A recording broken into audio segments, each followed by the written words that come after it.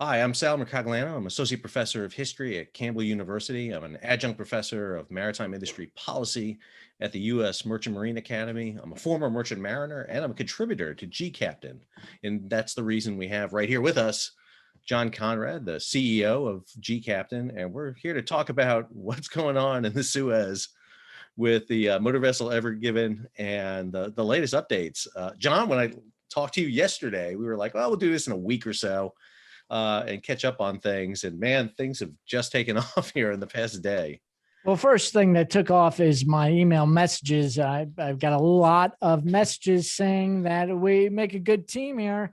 I was told we have good chemistry. Mike McDonald told me that, and he said his daughter was enthralled.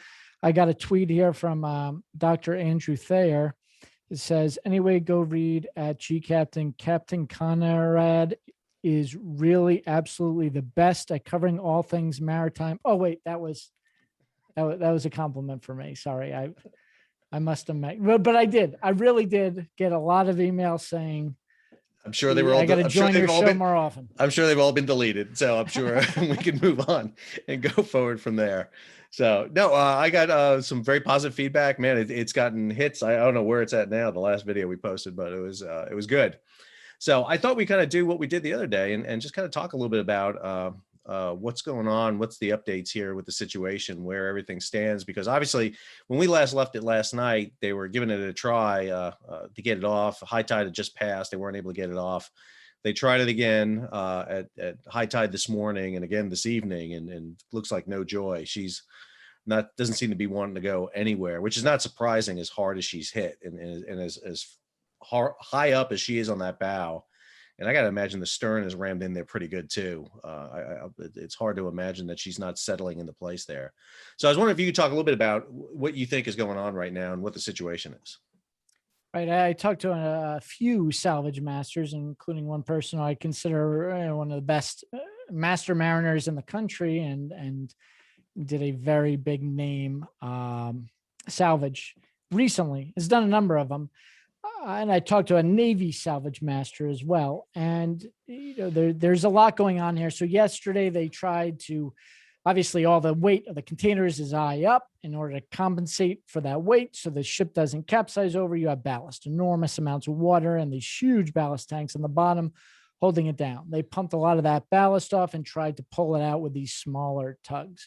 The next plan was they need to get the fuel off. Fuel is very heavy as well, and get larger tugs in to pull it off. Hopefully Monday when there's a little bit of a higher tide.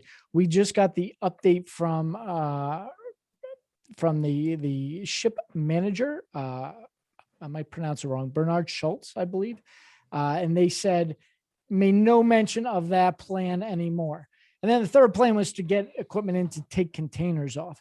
So the new plan, according to the ship manager, is they're going to dig her out. So that little digger that we saw in all the memes, we did a post about the memes. That is the primary plan, according to the ship manager now, and not just land excavation equipment, but the dredging equipment. Now, as you know, I wrote the book on the BP oil spill. One of the things I love most about that, right, I shouldn't say love the incident. It was very sad, but you remember all the names for the unusual operations they had, like top hat and bottom hat, and tried all these things. I know we don't have any good names for these salvage attempts, but I got one today from a salvage master.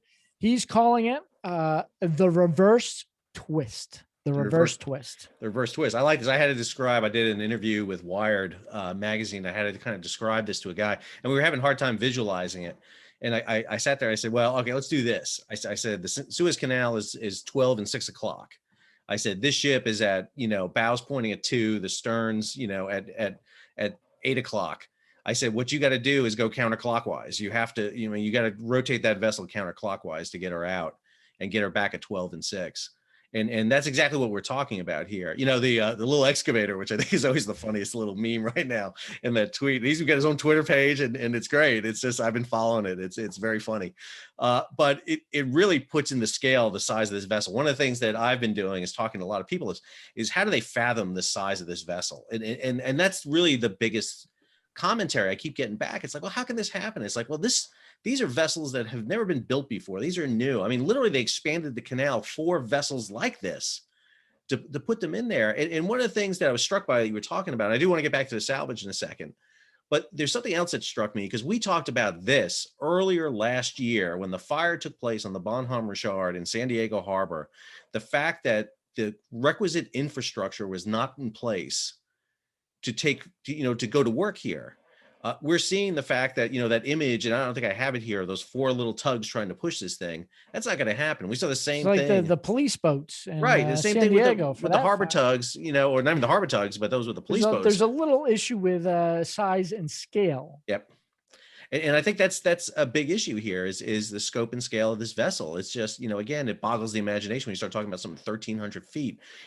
This image is great. I like this image a lot because it really gives you that kind of imagery. What I would tell people is just remember, you can put a U.S. aircraft carrier inside this boat and then stick another one on top of it and still have plenty of room in the front and back. And that's what we're talking about here. And like you said, I think you're right. The salvage you're talking about is hundreds of feet longer. Oh, yeah. And why do these ships have to be so big, Sal? That's the question I keep getting asked on that. I'm not as famous as you. I'm not coming right off of CNBC with Shepard Smith today as you are. I was Alec Velshi, just sitting in for Shep. So. Oh man. He's still pretty good. But the question I keep getting asked is, why do they have to be this big? Well, and the irony to me is the reason this big is because of this canal, actually, because when the canal shut for 8 years in 1968, the maritime industry sat there, started sending ships around the Cape of Good Hope, and they sat there and said, well, why am I sending these small tankers around when I could just build bigger and larger ships? And what we've seen is economy of scale. We had super tankers, we got mega cruise liners now we have ultra large container vessels, and it's all that economy of scale. But what does that mean? What is that economy of scale? How does it save the ship owner money? Well, it saves not just ship owner, but it saves the consumer, because the fuel, the vessel cost. I mean, we know when we build a vessel, the big upfront cost is engine and crew. That's going to be the really big elements that you're paying in there. And making a hull bigger is actually not that much more expensive the bigger you go. So it's more affordable to have one ultra large container vessel than 3 smaller ones. But that also requires, infrastructure. It requires different ports. It requires cranes. It requires feeder service to do this. But again, it's putting all your eggs in one basket, as we're seeing here. And what we're seeing here is a container ship that has pinched the jugular vein of trade between Asia and Europe. And basically, the patient hasn't had the heart attack yet, but it's about to, if this goes on for much longer. I want to go back to the salvage thing we were talking about a second ago, because I think that's another image. So just to recap quickly, sure. The ship's bigger, but the crew sizes have actually gotten smaller. The ship's bigger, but there's no new electronics, the same number of radars, same type of radars that haven't been advanced in 20 years. The ship's bigger, but the engines aren't that much bigger, right? It's the size is bigger, but the things to prevent incidents like this, more engines, bigger engines, more crew, bigger crew, better electronics, more electronic. These things have not grown with the size. Well, and I think the operations haven't grown either. I mean, it's interesting to know, somebody asked me today, what do you think is one of the things that may change after this? I said, well, I think vessels like this that go through the Suez Canal will have escort boats after this. That, maybe someone with them, to be able to nudge them out of the way so they don't run into Asia, at 13 knots. That may be something, but again, that's something that you didn't need before. When your vessel was 500 feet, and came in at 20,000 tons, you didn't need that. But when you're pushing 1,300 feet at 200,000 tons, then, everything begins to change. But let's go back to the salvage here, because I think this is the thing that's really starting to matter. I mean, we had the reports today about Evergreen starting to reroute vessels around Africa. We've got reports of LNG carriers heading for Asia, starting to take that route. What are you seeing as the big impact here going, not just short term? We're going to see the short term in Europe, with increased fuel costs and delays getting consumer goods in. But what are we seeing as long-term right now?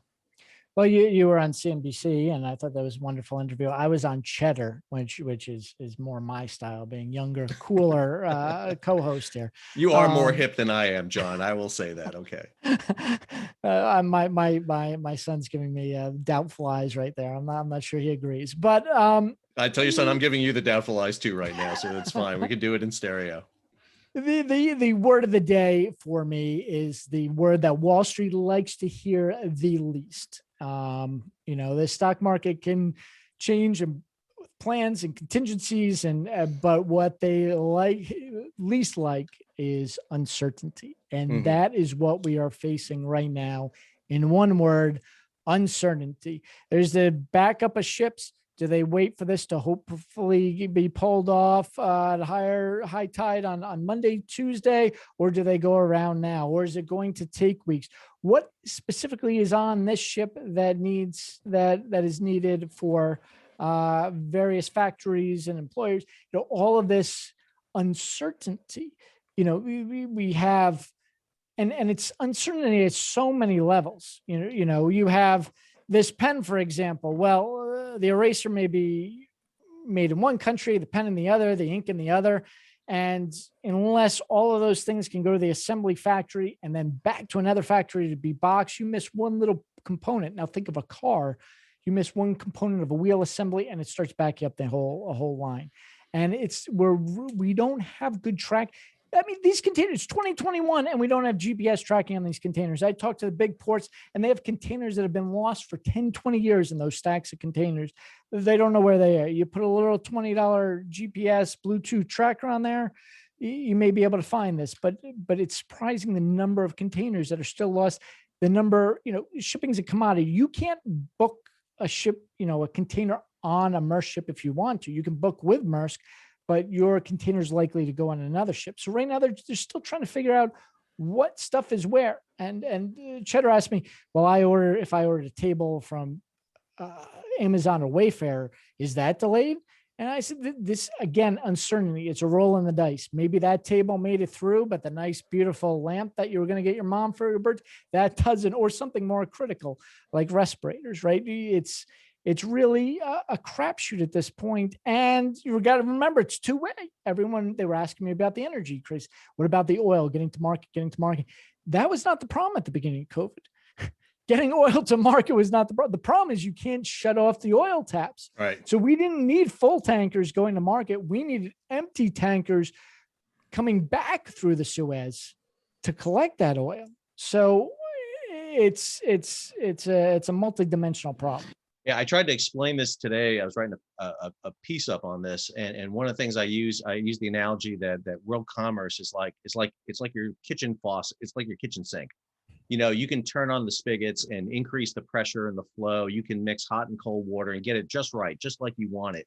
And as long as the drain's open and the water's flowing, as long as you get that nice steady flow, everything's good. I said, but the minute you throw the plug in the drain, then everything starts to mix together.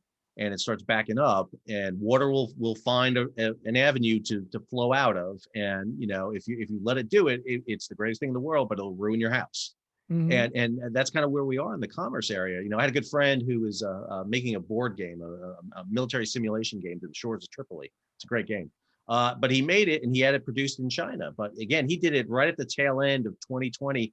He was trying to get it to the United States in time for Christmas, but he kept getting bumped off ships, kept getting delayed, and he was following it. He kept getting tracking numbers and seeing where it was, and it just took forever. And, that was a game, and granted, it's not the end of the world for that. But like you said, there's vital commodities on these vessels. There's livestock, there's medical supplies, there's essential elements for production.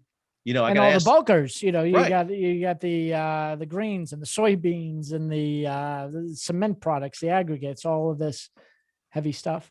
Yeah, and we forget, one of the things I think we forget too is we think this is all going to Europe. It's not. I mean, that flow is it's not 50-50, maybe 60-40, but a lot of going to Asia too. There's a lot of European goods that go to Asia, and there's a lot of elements. Food, for example. And some stuff stops off at Europe and then continues to the east coast of America, or maybe down to Brazil. It's not a simple linear a problem. It's No, I've done, I was talking to a few European agencies and people and talking about that. It's like, well, what's the immediate effect in Europe? I said, it's not just Europe. It's going to be everywhere. It's going to impact everyone.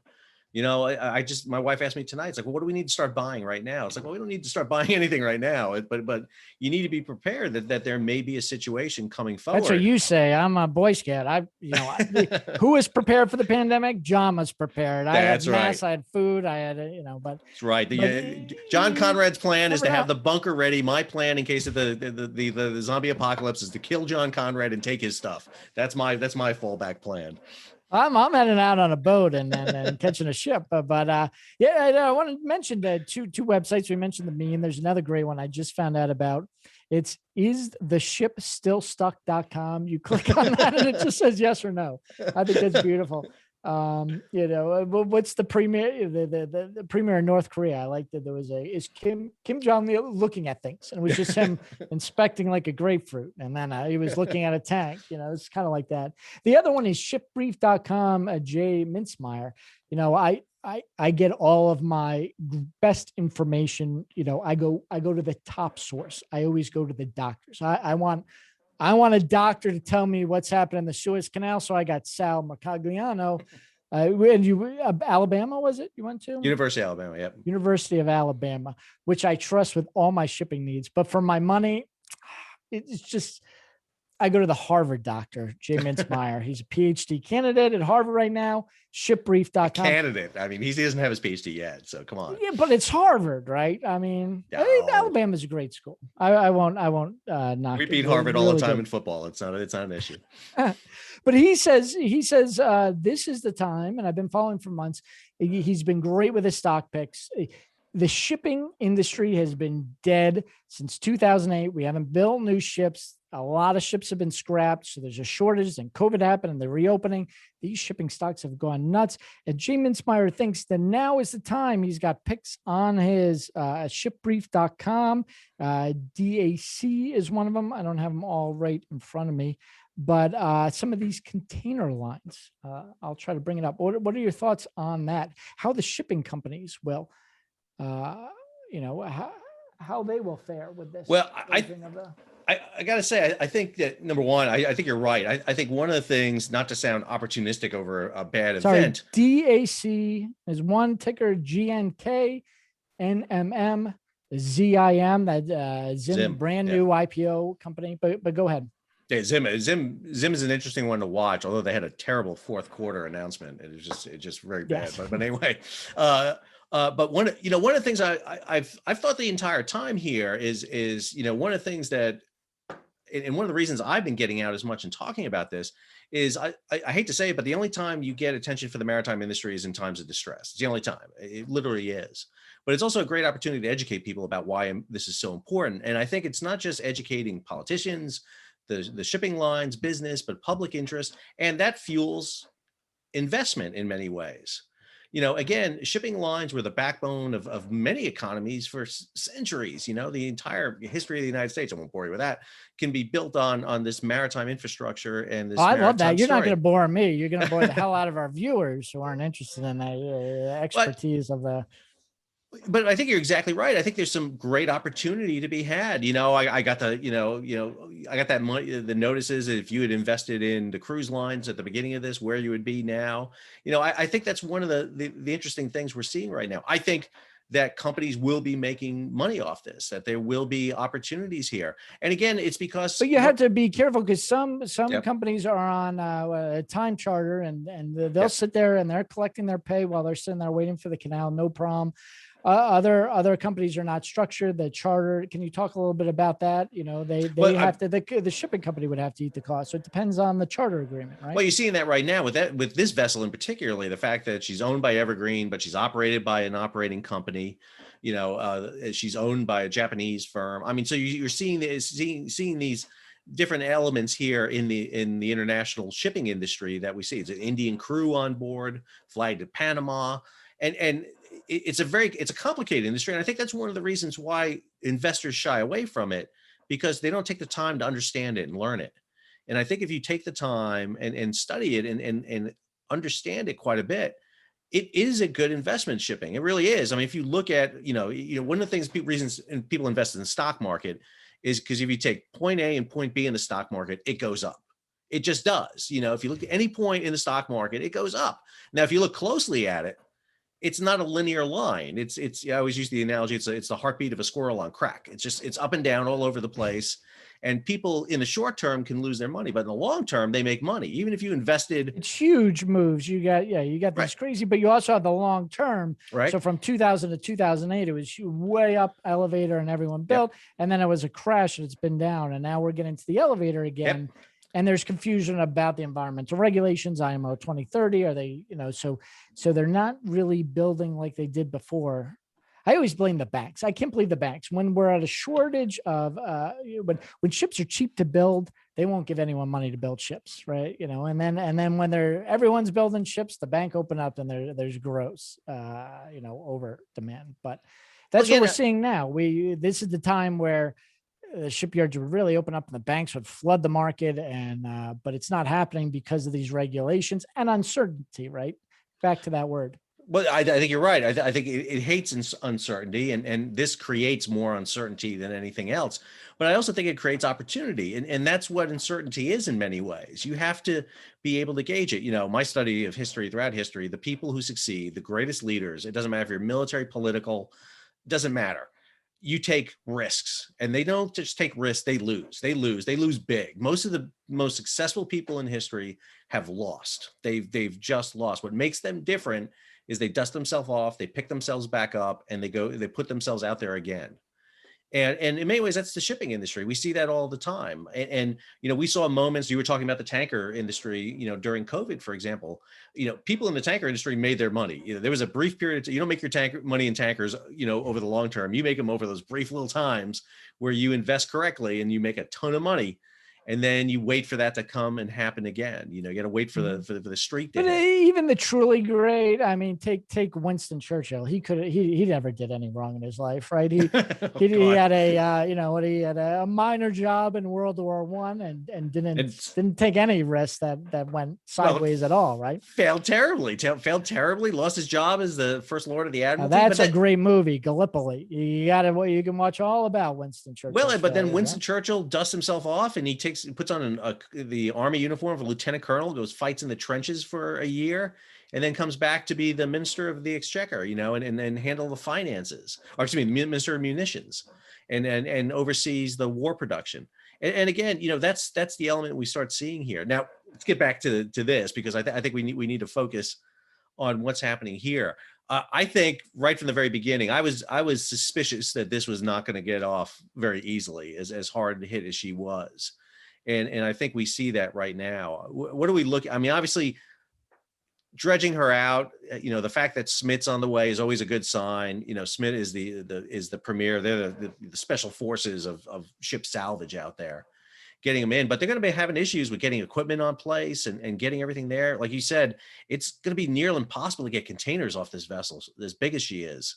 Yeah, this is a logistics game. This is affecting the global logistics market. Well, salvage at its core is a logistics problem. Whether it's moving those containers the right way, that's like a Tetris game, so you don't get the weights wrong, so you don't put stress on that ship and bend it.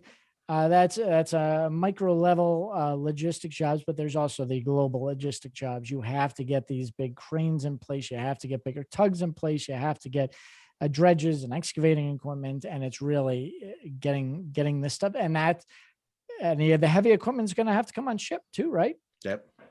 So I'm going to have to send some equipment one way and some equipment the other. Well, that's the irony of it too. I mean, it's like, yeah, you have the equipment nearby, but it better be on the right side of the ocean, or else it's gonna have to make that 15,000 miles around Africa, because they have one of the vessels, the Da Vinci, is sitting there right now in Port Said. She was heading to Bahrain for an operation, so she's one of their one of their diving support vessels, so they can get in there and get some surveys done under the hull and start taking a look at exactly where she is. That's the other thing. They're going to have to figure out exactly how she's on top of this. What exactly is supported, what isn't supported. That imagery on the left there came from the BBC, and I think it's who's going to do all those inspections and give it the go ahead and so forth. Well, I mean, you have to bring in marine engineers, you got to bring in obviously surveyors, you're gonna have to bring in just a slew of people. And this is not a quick operation. That's what I mean. I mean, once they realized they couldn't get her off, it was going to take this long. And they've got a spring tide that hits on March 31st, and then the tides start going down and they start losing the tides on them.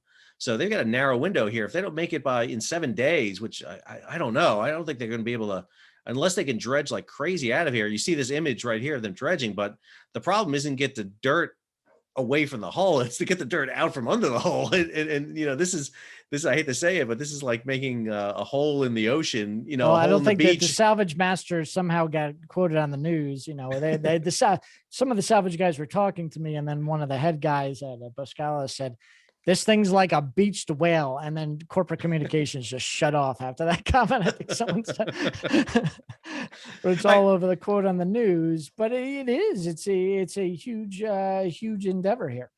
Yeah, I can't think of, I mean, I hate to say it, I can't think of And any. multi-party, not just ABS is the classification society. They're going to have Right. to do a lot of the inspections, and obviously it's under the control of the Egyptian government and the Canal Authority, and all these people are going to have to sign off on it.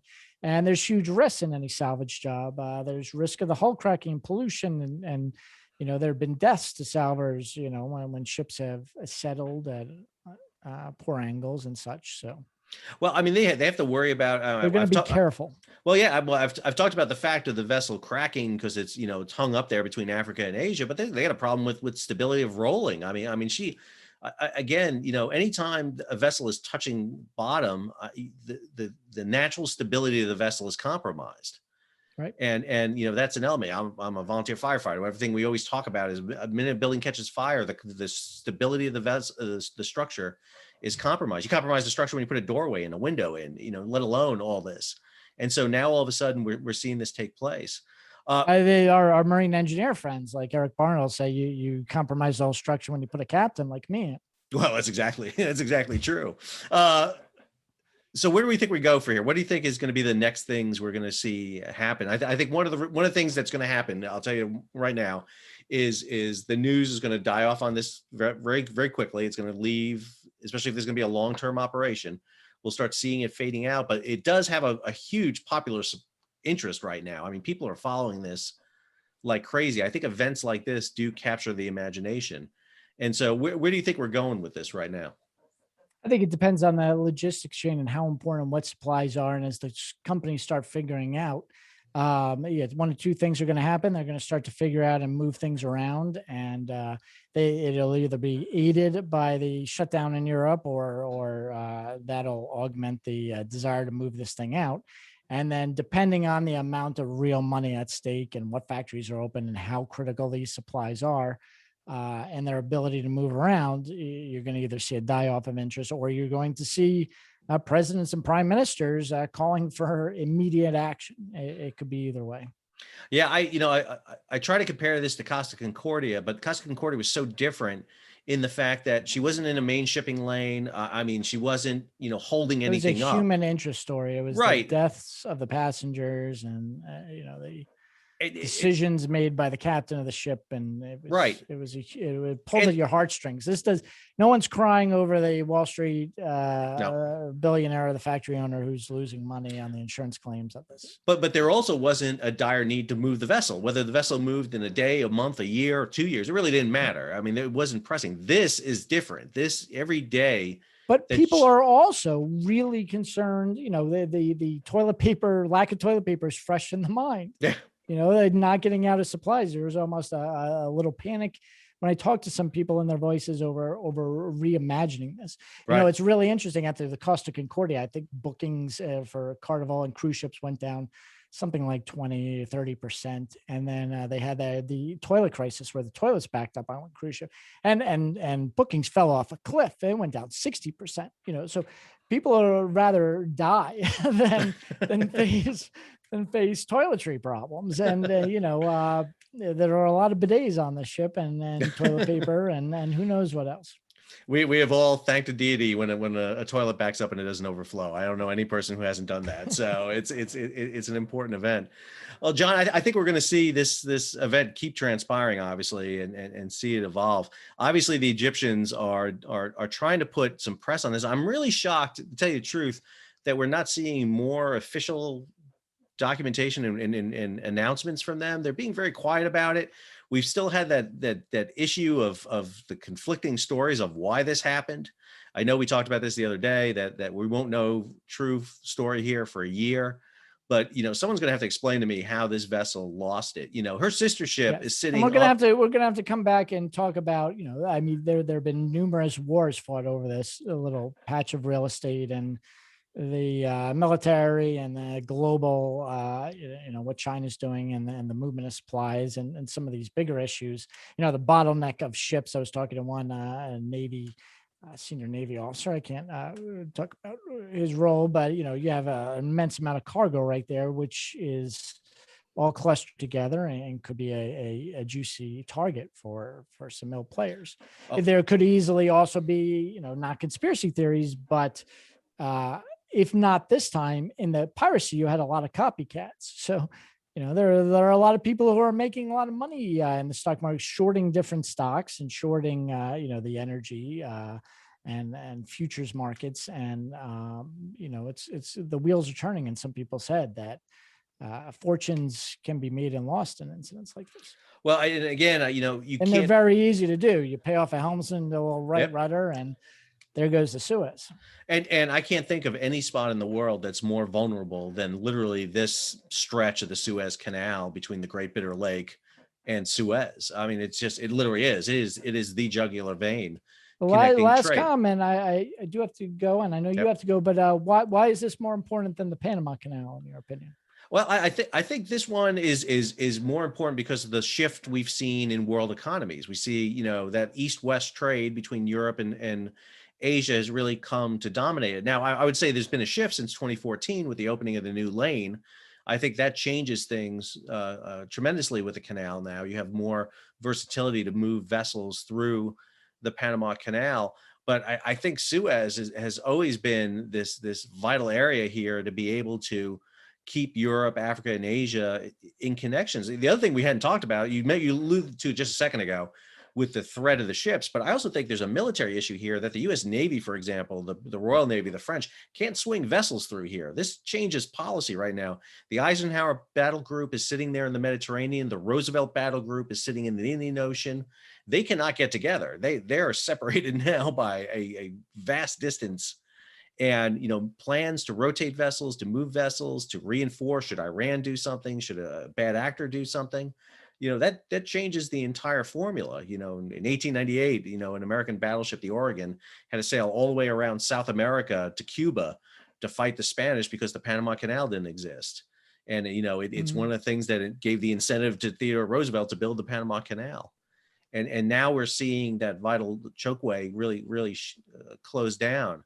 I want to put a quick little plug in here. Our buddies at CIMSEC, the Center for International Maritime Securities, have got a essay contest going on that they announced before this incident on maritime infrastructure and choke points. I think this, you couldn't have timed an essay contest better with topics than what we're seeing right now. So, John, any last comments? We'll call it a night. Well, that's what we have to work together as a team. I always tell the Navy, I never see a naval officer at a maritime shipping conference. I never see a ship owner at a logistics conference. I never see a tanker guy at a cruise ship conference. Everyone's affected by this. And if we're going to get through this, we have to start coming together as a broad maritime industry, right? Well, I think that's what brings us together, and the Navy is the wealthiest ship owner around, right? Yep. They have to do some leadership here as well.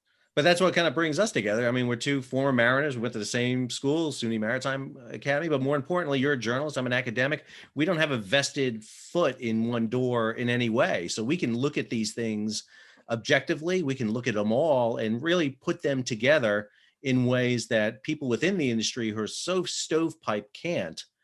And I think also lay it out for the public to make them understand the industry. The worst person to explain the maritime industry and you're to the public, tenured now, so you can give them a swift kick in the I'm good to go. Right? I'm good to go. But the worst person to explain the maritime industry to somebody is somebody in the maritime industry in some ways to do it. All right, John. We need those venture capitalists and the politicians. We do. Phil Marad and you get Pete Buttigieg and get the ministers of transportation of other countries together. I want to see that maritime Shark Tank show where we're just, we're pitching ideas for short sea shipping, for long sea shipping, for these new ideas. Again, America was the innovative genius behind this all. The container was invented by Malcolm McLean, 1956, from Maxton, North Carolina. Now with the history, you're boring. 50 miles from I'm here. Start falling asleep now. He came up with it, and now the first ship had 58 containers. Now we got a ship with 20,000 containers blocking the Suez Canal. All right. On that note, we'll call it a night. All right. Thank you, Sal. Thank you, John. I appreciate it.